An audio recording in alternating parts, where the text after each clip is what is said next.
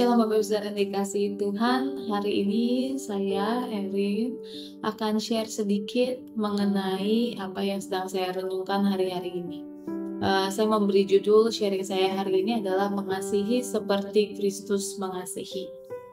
Seperti yang sedang kita alami hari-hari ini, bagaimana sih kita sebagai seorang Kristen bisa mengasihi sesama kita, apalagi orang-orang yang menyakiti kita begitu ya.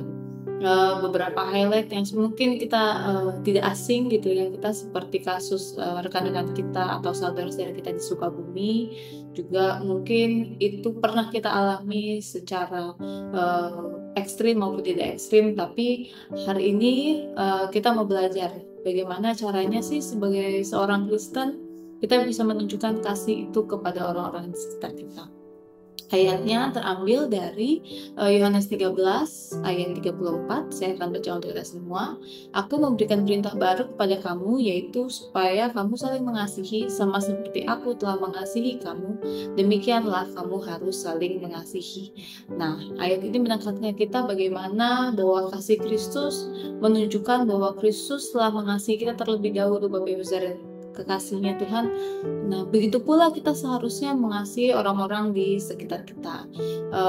Dari latar belakang apapun, meskipun mungkin dia bukan seorang Kristen yang percaya pada Tuhan, justru disitulah seharusnya kasih kita boleh menjadi berkat untuk orang-orang.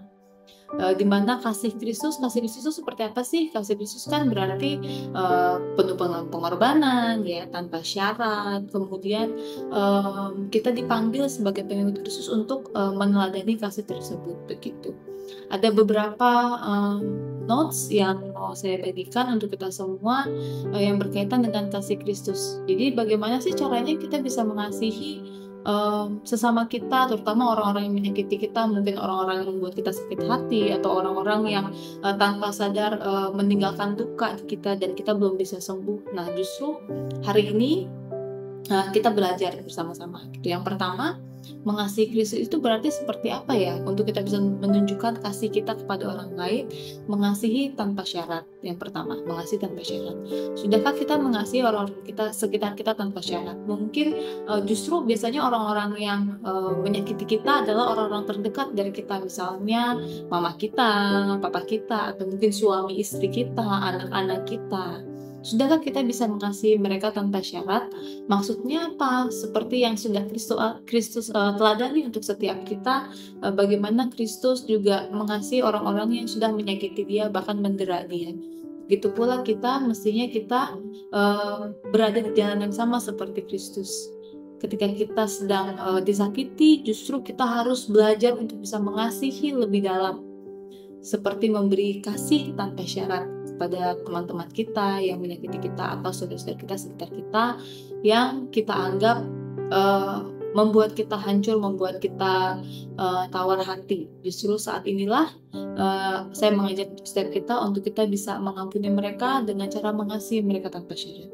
Yang kedua, mengasihi dengan pengorbanan, sama seperti kasih Kristus tadi yang ayat kita baca bersama-sama, supaya kita mengasihi sama seperti Kristus telah mengasihi kita. Kristus mengasihi kita dengan penuh pengorbanan, Bapak Ibu, ya kan?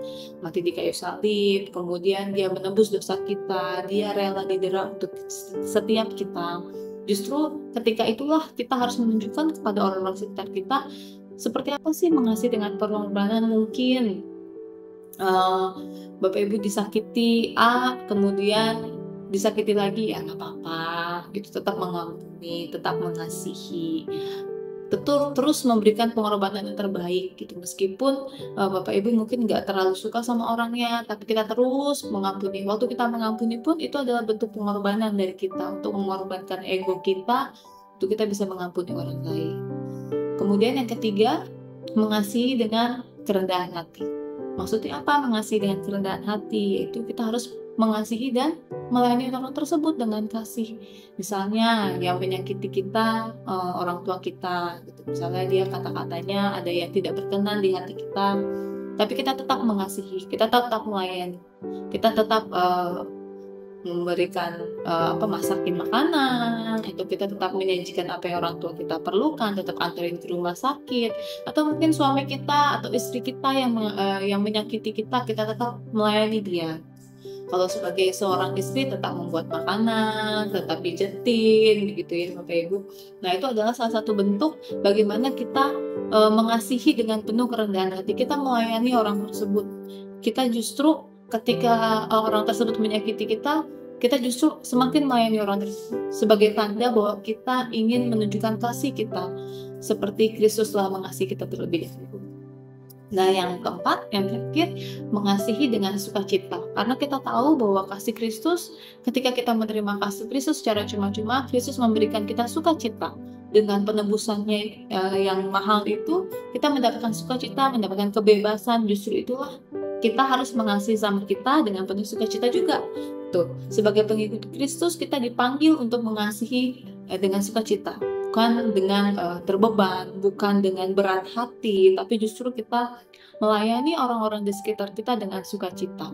4 hal ini yang bisa saya bagikan hari ini, bagaimana kita sama-sama belajar untuk bisa mengasihi teman-teman di sekitar kita, rekan-rekan kita, keluarga kita, orang-orang yang menyakiti kita, mungkin rekan bisnis kita, dengan segenap hati sama seperti Kristus telah mengasihi kita.